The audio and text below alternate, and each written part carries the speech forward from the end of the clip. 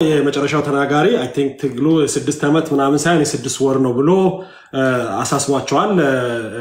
ከ6 ወር ወዲያ ያለው ነው ሌጂት የሚሆነው ይሄ እንግዲህ መሬት ላይ ያለው ሰው ሁሉ የሚያየው ነው እዚህ ከላይ ያሉት ሳይሆን ታች ያሉት ነው ጋሼ ቀደም ብሎ ተናገሩት እኔ አባትና እናትና አክብር ይላል መጽሐፍ ቅዱስ ላይ ጋሼ ላይ ብዙ አልሄድም ብዙ ስድብ በትልቅ ሰው ትንሽ እንደሚከብድ አይቻለው አንድ ጋሽ ተኮላ ነበርኛ ሰፈር እንደዛ በጣም ጋሽ ተኮላ በጣም ትልቅ ሰው ናቸው ግን ሲሳደቡ ከባድ ናቸው እሳቸው ትዛሉኝ ልጅነቴ ማለት ነው የገረመኝ ግን እንደ ጋሽ ተኮላና ይሄን ተናጋሪ የሚያመሳስላቸው ጋሽ ተኮላ አዲስ አበባ ወጣት ጻፊ ነበሩ በድሮ ስርዓትና እኛ ጽፈናና በዚህ አጋጣሚ ቴዲን አንዱም ቴዲ ለእናንተ በጣም ጠቃሚ ሰው ነው ያዙት ተንከባከቡት የሚለው ጋሽ ተኮላውን ጻፊ ናቸው መጠየቅ ይችላል ነበር አይጠይቅም ግን የብልጽግና ደጋፊ ነኝ የሚል አንድ ወንድም አለ እኔ የትም አይቼው አላቅም እዚህ ነው ማየውና የሱን ፎልት እንኳን አሳምሮ ለእናንተ ግባት እንዲሆን ጉረሱት ሲል እና ባባ አይነኩትም ያችን ነገር በቃ ልክ እንደ ህፃን ይዘሏታል እሱ አጉርሶ ነው የሚያመጣው አሳምሮ ማለት ነው እኔ አሁን እኔ በሆነ እኔ ብልጽግና ተወካይ ስለመሆኑ ምንም ብልጽግና ወክሎት አላከም እሱ ግን የሱንም ፋውል ማንንም ከሰብኛውን ብልጽግና ተወካይ ነኝ ብልጽግና ምንም ሐላፍነት አልወስድ ምን አይደል ግን እኔኑ ልትጠቀም ይፈልጋል ማለት ነውና እንደዚህ ተመቻችቶም ቀርቦ ካልቻላችሁ ምንም ማድረግ አይቻልም ቴዲ በእኛ ሳይቀር አይቀርም እኔ እንደዚህ ያረኩ እነዚህ ነጥብ ያስቆጠሩ እነዚህ ምን አባቴ ላርግ ይያለ ምናደድ ይመስለኛል እንደኛ አይነት እኛም በደግፍ ኖሮ የለም ቤቱን ነበር ምናሞቀው ማለት ነው እዚህ መንገድ የሚያሳይ ቢሆን ቴዶ እኔ የግንቦቶች ወጥቷል ለሆኑ አይገባኝም ትግላችን ላሉት የህልውና ትግል ነው ሲሉ ይሄማ የህልውና ከሆነ ካማራ ህዝብ ጎን እንቆም ብለን ስንመጣ ትግላችን 4 ኪሎ ነው ምናምን ሲሉ ይሄ ከሆነማ የብሔር ብሔረሰብ ጉዳይ ነው ትላል ተነስቶ አንተንም የህልውና ትግል ነው ሲሉ ይሄ ደግሞ የህልውና ከሆነ ከህዝብ ጎን መቆም ያለበት ስትል 4 ኪሎ መጥተን አማራዊ ያደርገን ገርሰሰን ፋኖ አዳኝ ፋኖ ነው ቢስል ወይማ 86 ብሔር ብሔረሰብ እነዚህ ብዶች ናቸው ምናምን ብለን ተዋል አንተ አታችሁን ነው የመጀመሪያ ይሄን አቁሙ 4 ኪሎ ከ86 ብሔር ብሔረሰቦች ውሳኔ ውጪ የለም ይሄንን ዋጥ ካልዋጥ እንከውሃ በውሃም ዋጥ ካልሆነ ጥርስ ማይሰራ ከሆነ አኝክ የታኘከ ወይ ደግሞ በጥበታታ ተተሰሰን ምን ማድረግ አንችልም በስድብ ካዚ አታባረንም አባቶቻችን እሺ ብሎ ከሆነ እሰይ ማከሆነ እሰይ እኛ ልጆቹ ግን አንሄድም ማይኩን አንለቅም ይሄ ሀቅ ተቀበለ ኑር ሰተ ተቀበለ አድምጠ ተናግረ ትችላል ከዛ በተመለሰ እኔ ብዙም ላውራ አልችልም ወደፊት ጊዜ ስለሆነኝ አስተምራችኋለሁ ትግል እንዴት እንደሆነ እኔ ራሴ ባይዘው የገረመኝ ግን አማራ ታጋሽ ነን ብለው ራሳቸውን የሚጠሩት ሞት የነሱ ችግር አይደለም ባይዘው ማን ገደለው ነው ትልቁ ነገር ማን ገደለው ትልቅ ነገር ነው የት ሞተን ብለው ትልቅ ነገር ነው ምክንያቱም አማራ ክልል በፋኖ ሲገደል ችግር የለውም ሚዲያው አይዘግብም ስለዚህ ሞት አይደለም ችግሩ ማለት አማራም ቢሆን ነው የምላችሁ ቦምብ በወረወር ህፃናት ቢቆስሉ ችግር የላቸው ገበያ ላይ ሰው ቢጎደል አይዘግቡትም ችግሩ ያለው ማን ገደለ ነው እንጂ ለዚህ ነው ይሄ በመድርም በሰማይም የተጠላ ትግል ነው የሚለው ማዋረድ ችግር የለባቸውም እነዚህ የሃይማኖት አባትን ሌባ ምናምን ይያሉ ማዋረድ ከባህላችን ውጪ ከሃይማኖታችን ውጪ በውጭ በባህል አገር እኔ አልቅሻለሁ ያንሳይ አላቃቸውም አባታችንን ብልጽግና መግደልም እኛ እንግደል ማዋረድም እናዋርድ ነው በዚህ ልክ አላቀም ነኝ ዘረፋም ማን ይዘረፍ ነው ማን ነው ይዘረፈው ነው እንጂ ኦሮሚያ ክልል ከተዘረፈው ነው አማራ ክልል ችግር የለው የፋኖ ጀግና ነው እርግማን አንድ ሴትዮ የመሳይ እናት ነች አላቅም እና አብይን እድሜ ያሳጣው ሲባል ሰምታችኋል ትግራይ ልጆች ሲንከባለሉ ደስታ ነው ይጫፈራል ይቀለዳል አትንከባለይ ይባልልኛል የነሱ ሲሆን ችግር የለውም መራገምም ችግር የለውም ቄስ ሆኖ አብይን ግደለው ችግር የለውም ሃይማኖት ምን ጀግና ናቸው አብይ እድሜ ይርዘም ብለ ከባረከ ግን ኃጢያት ነው በየድክበት ትዋረዳለህ ስለዚህ እገታም ችግር የለውም ደቡብን ሲታግት ቆንጆ ምግብ ልታበላ ነው አንተ ሲዳግት እኮ አንተ ሲዳግ ከብልጽግና ልታድን ነው ተረት ፈጥረ ግን ደግሞ ታግቷል ትልልኛለህ ኦነጋግቷል ስትል 80 ቀን 80 እንባ ታፈሳለህ እገታ አይደለም ያንተ ችግር ማፈናቀል አይደለም ያንተ ችግር አንተ ስታፈናቀል በጀግንነት ነው ከየክልሉ ስታፈናቀል ካንተ ስታፈናቀል ወደ ትግራይ ስታፈናቀል ወደ ኦሮሚያ ስታፈናቅል ጀግናና አንተ ሌላው ሲያፈናቅል ሞት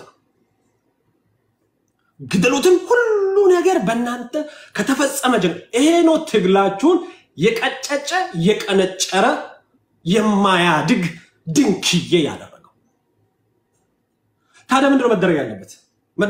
ምን መሰለህ ኢትዮጵያ የምትባል ሀገር ዥንጉርጉር ናት መጽሐፉ እንደምለው ነብር መልኩን ኢትዮጵያዊ ዥንጉርጉር ታይቶ ኢትዮጵያ ውስጥ ሀዲያን ልትጣላ ከቻልክ በጣም ተበድለሃል ንስሐ ብትገባ ብትታጠብሻል ለምን እንደው ሀዲያ አይድማ ይሄ መሬት ላይ አብሮ ምኖር ነው እኔ እንደሳለኝ የፈለገ የትም አይደለህማ እኔን ብትወደኝ ተባርካል ለምን አብሮ ምኖርን ሰው እንደመውድ እኔ አሁን ቴዲን ብወድ በጣም ነው ደስ የሚለኝ ተባረኩባል ለምን ቴዲ ከኔ ጋር አለ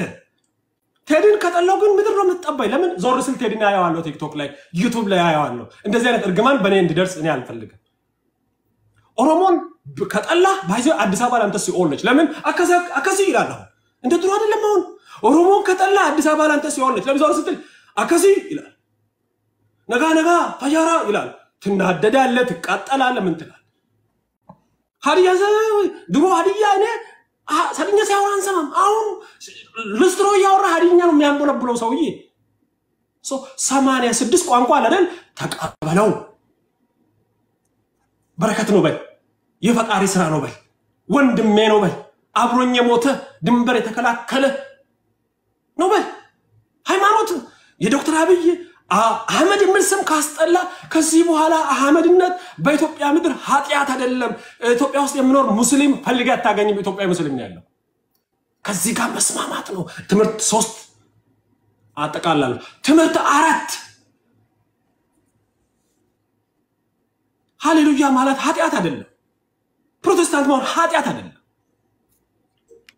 ክርስቲያን ማለት ኦርቶዶክስ ማለት ኃጢያት አይደለም ትግሬ አማራ ማለት ኃጢያት አይደለም አታስመስሉ የመጀመሪያ ነገር እኛን ቀዳሽ ነው ሁሉም ነጋሽ ነው ሁሉም ቀዳሽ ነው ሁሉም አራሽ ነው በአንዲት ኢትዮጵያ እንኖራለን በጀግኖች ተጠብቃ የቆየች ወደፊትም የምትኖር ደሃነች አብረን እናሳድግ ባዶ እግራችንን አብረን ጫማ እናድር ትምርት የለንም አብረን እንማር በምንቀመጠው ሶፋ ከሆነ አብረን በሶፋ እንደ ስደት እኩል የሚያደርገው ምንድነው የሚባለው ስደትና ምንድነው ሰው እኩል ያደርጋል የሚባለው ምንድነው ለቅሶ ቤት የሚቀመጠው ጠረጴዛ ምን ነበር ባሪኛ አቅ ነበር ቴዲ ላይ ምን ነበር የሚባለው አግዳሚ ወንበር ኢትዮጵያ ውስጥ ያለችው አግዳሚ ወንበር ነች ኦሮሞ የሚቀመጥ ሁሉም በቃ እኩል ነች ልዩነቱ ምን ነው የቁጥር ምናምን የቋቋቆን እግር አካባቢ ነው ከዚህ አካባቢ ነው ወንበሯ ግን እኩል ነች 86 ያለባት ዥንጉርጉርን ተቀብሎ መኖር ነው ሐቅ መያዝ ነው በዚያ ጨርሳለሁ ክብራትና ክብራን እያደመጣችሁ ነው የተለያዩ ሐሳቦችን ትንሽ እንቆያለን ዘግየት ብላችሁ የመጣችሁ ካላችሁ ብዙዎቻችሁ አብራችሁን ናችሁ ያላችሁ የቤቱን አጀንዳ ሰምታችኋል የናንተ ስራ ማን ነው ያወራ ያለው ማን ነው ፖለቲካውን እየሰራ ያለው የሚለው ነው እነዚህ ሰዎች እዚህ ጋር መታወቸው ጥንካሬያቸው የወጡበት ማህበረሰብ መገለጫ ሲሆን ድክመታቸው ግን የራሳቸው ነው ወደፊት ሁላችሁም በጸሎት እንድታግዙ የሚፈልገው በአካል ሳገኛቸው አደባደባቸዋለሁ መደባደብ አለባቸው መሬት ላይ ያለውን ህዝብ ህመም እነሱ መጋራት አለባቸው በነገራችሁ ላይ ፖለቲከኞችን የማደባደብበት ፕሮግራም ለማዘጋጀት ሁሉ ጊዜ ጸልያለሁ 4-5 ወጥምሻ ጋርዶችን ቀጠሬ ተናግራችሁ ከጨረሳችሁ በኋላ 2-3 ቡጢም እየቀመሳችሁ የምትሄዱበትን ፕላትፎርም ፈጥራለሁ እና መሬት ላይ ያለው ብቻም ሳይሆን እናንተ መመታት አለባችሁ የሚል እምነት አለኝ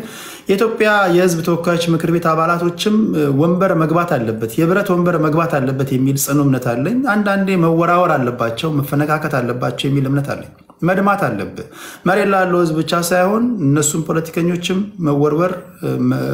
ሌላ በታደለው ሀገር ላይ ቡጢ ይሰነዝራል በነገራችን ላይና የኛ ሀገር ብቻ ናቸው ሻወር ወስደው እንደመጡ ሻወር እንደወሰዱ የሚሄዱት ያ ይቀራል ወደፊት ያን አድርጋለሁ እኔ ቃል ገባላችኋለሁ ጸልዩልኝ እሺ ሚስተር ጓ ሲያወሩ እረፉ የመረጥነው መንግስት እኛ እናወርዳለን ያላችሁ ታገለልኝ አላለም ላስትሊ መንግስት የሃይማኖት አባቶችን ያጎሳቁላል ያስራል ብላ ተነስቷል ከትላንት ወዲያ ለንደን ላይ ከናንተ በላይ ከናንተ መሪዎች በላይ እኔ ሳይንት አማራ አባት ነኝ የሳይንት አማራ ተወላጅ ነኝ የሚል ሃይማኖት አባትን አንቋሽ ስትል የነበርክ ሰው መንግስት ይሄን አደረገ ለማለት በቂ ምክንያት ሊሆን አይችልም ከግብዘኝነት ከግብዝተኝነት ውጡና በመርህ ለመነጋገር እንሞክር በመርህ ዲስከስ እናድርግ ነው ቴዲዬ ሳትን ተሻማው መሰለኝ አንዴ ቀይ ማለቀ መሰለኝ በጣም አመሰግናለሁ። ላስትሊ ላስፈቅድ ረመዳንም ነው ኦልሞስት ነጋሱ ቢደረሰ ቦታ ቀራ የለም። ቴንክ ዩ በጣም ሁላችሁንም አመሰግናለሁ። ቴንክ ዩ ስለመጣከል እናመሰግናለን። በሌላ ጊዜያት እንገናኛለን። መልካም የጾም ጊዜ ነው። እሺ አሚን አሚን። አባቴ ቡኖ በደሌ ቴዳ ጤና ይስጥልኝ አለን አባቴ 8 ደቂቃ አለ። እሺ አመሰግናለሁ። እንግዲህ የሚገርመው ለውጥ አለ። ለውጥ እንግዲህ ብዙ ለውጥ እያየው ነው። እዚሁ ራሱ አንዱ ወንድማችን እንግዲህ ከጀርባው ለየት ያለ ባንዲራ አስቀምጦ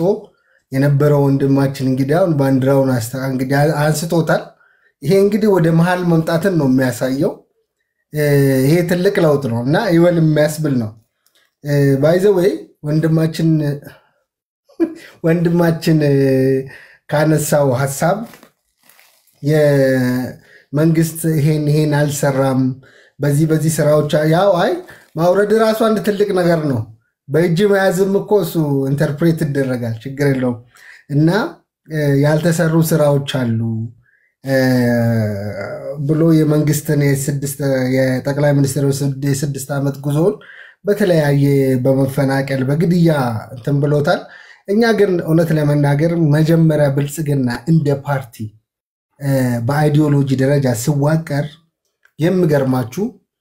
ችግር ሊኖር ይችላል። ምክንያቱም ይሄ ህዝብ ጫንቃው ላይ ተጭኖ የነበረው የ30 ዓመት ቀንበር ነበር። ይሄን ስትፈታው ይሄን ህዝብ ልክ ችግር ሊመጣ ይችላል። መፈናቀል ሊኖር ይችላል። እርስ በርስ መገዳደል ሊኖር ይችላል። የድንበር ጥያቄ የወሰን ጥያቄ ሊኖር ይችላል በሚል ሐሳብ ነው የጀመርነው። ስንጀምር ግን እንዴት ነው ታዲያ ተጠንቀቀን መያዝ አለብን። ይሄ ነፃነት ስትሰጠው ወደዚህ ይወስደዋል። ነፃነት ፕላስ ችግሩን አድማየር ማድረግ ችግር ይኖራል የሚል ስፔኩሌት አድርገን ነው የተነሳ ነው። ከዛ ስንል እንደ ሁለተኛ ዜጋ ነው የሚቆጠረው ብሎ ራሱ የሚመጣ ቡድን ነበር፣ ቅሬታ የሚያቀርብ ነበር። ጠቅላይ ሚኒስቴሩ ስልክ እኮ ቢዚ ነበር መጀመሪያ ሲጀመር ማለት ነው። ይሄን በደንብ ዛሬ ላይ ወደኋላ ተመልሰን ካልተረዳን ዝም ብለን ባይዘው በ6 ዓመት ውስጥ ኢትዮጵያ በ60 ዓመት ውስጥ ያላሳካችውን ስኬቶችን አስመዝግበናል። ቶቢያነስት ማለት ነው። በሌላ በኩል ጽንፈኛው ፋኖ ተበልቷል። እውነቴን ነው የምላችሁ፣ ዜሮ ሰሚ ፖለቲክስ ነው ካሁን በኋላ ስራ ተሰርቷል። እውነቴን ነው የምላችሁ፣ ስራችሁን ብትሰሩ ነው ሌላ ስራ ሀገራዊ አንድነትን የምናመጣበት ብሔራዊ መግባባት ላይ ብንሄድ ይሻል። ምክንያቱም እኛ ሪኮግናይዝ አድርገናል። አማራ ህዝብ እንደ ህዝብ ከነዋልልኝ መኮንን ጊዜ አንስቶ ዋጋ እየከፈለ ነበር። ይሄን በደንብ ተረድተናል። አማራ ክልል ውስጥም ከደቡብ አመራር፣ ከኦሮሚያ አመራር፣ ከፊንፊኔ አመራር ሂዶ ይሄን ጉዳይ ከማህበረሰቡ ጋር ቁጭ ብለን ተወያይተናል። እና ይሄ አማራ ምንድነው ችግራችሁ ተረድተናል። የገዢ መደብ ተብለ ስትወቀስ ነበር፣ ስምህ ስጠፋ ነበር፣ 30 ዓመት ሙሉ ዋጋ ስትከፍል ነበር። አሁንስ ምን መሆን አለበት? በዚህ መሄድ የለብንም፣ ማስተካከል አለብን። አማራ ወንድማችን ነው፣ አማራ የኛ ወገን ነው ብለን ፖለቲካሊ ያለው ሄሚስፌሩን አስተካክለናል። ፋኖ ከዚህ ውጭ የትም የሚሄድበት ቦታ የለው። አስፈላጊ ከሆነ ለተጎዳው ቡድን ወይ ማህበረሰብ ካሳ እንከፍላለን። በቃ ይሄ